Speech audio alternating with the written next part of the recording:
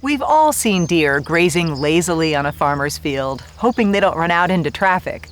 But deer also present a significant challenge to farmers by way of crop damage. Through a partnership between farmers, hunters, and processors, deer populations are controlled and at the same time feed the hungry.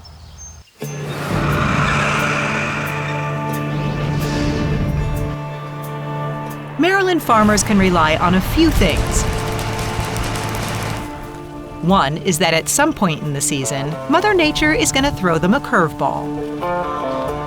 And when it happens, it's highly likely their farm community will have their back, which is a good thing, especially for farmers like Rob Davis of Rich Levels Grain. Because every year, Rob can rely on over 10 grand of crop damage from deer. Thankfully, he's not fighting this battle alone. Luke, I appreciate you coming out and taking a look. We've got quite a bit of deer damage on this farm. You're not the only one. Dr. Luke McCauley is an extension agent from the University of Maryland. Have you ever thought about repellents or fencing? Have you considered those yet? Who specializes in management of the white-tailed deer population.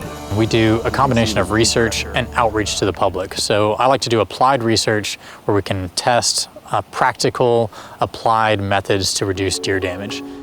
Today, he's bringing his expertise combating deer damage to the field. That is what I wanted to show you. So you can see in the middle of the field here, we're high 200 bushels per acre, and this red right around the edge is maybe 50. Yeah, that hurts.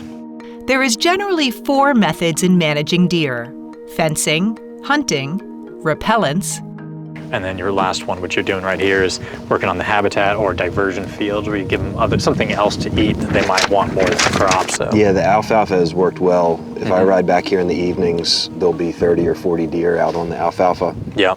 We know that it's working somewhat. It just may not be working well enough. If you're going to do repellents or you're going to do diversion crops like this, you need to also have hunting, because if you have too many deer, they're going to hold their nose and eat through the repellents. Or if you have too many deer, they'll eat all this habitat and continue to expand their populations and move on into the crops as well. Like it or not, the most efficient way to manage a damaging deer population is through hunting, primarily the thinning of the does. You need to get after those does because they're the ones that are growing the new generation. The Maryland Department of Natural Resources has been aggressively addressing deer management since the 1950s.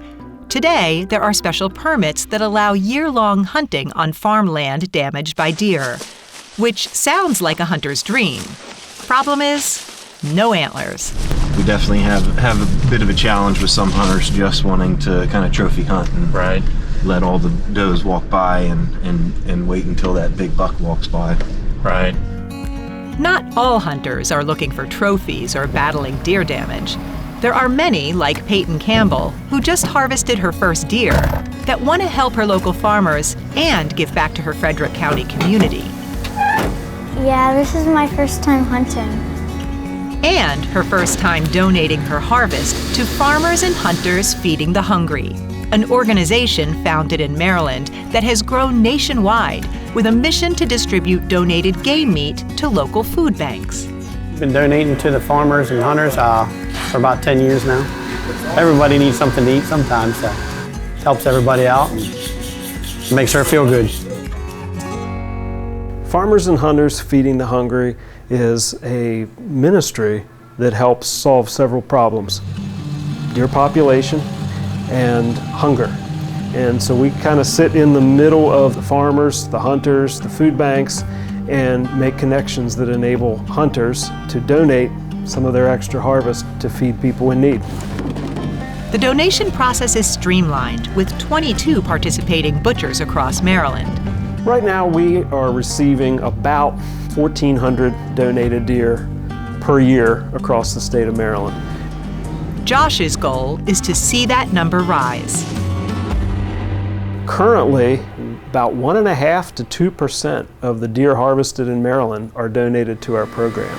If more hunters become aware of their opportunity to donate and maybe take an extra deer out of the field for the farmers and still feed their own family while donating to our program.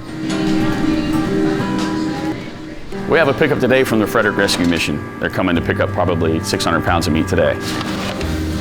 The Frederick Rescue Mission's obviously one of our huge tenets right now is food. So we serve breakfast and lunch 365 days a year. We also serve groceries 5 days a week. You know, we have folks that's what they grew up on. And the ability to provide that to someone is huge. We're coming right to you guys. We know that crop damage is a significant issue across Maryland. But by nature, farmers are providers. We know they don't want to waste anything, whether it's a crop or an animal.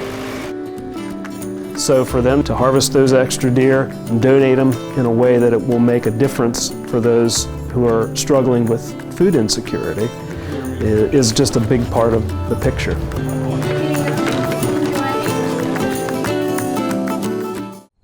Thanks for watching Maryland Farm and Harvest. We hope you liked the video. Make sure to subscribe so you won't miss out on future videos. To learn more about our show and watch full episodes, check out mpt.org/farm or just click the link in the description.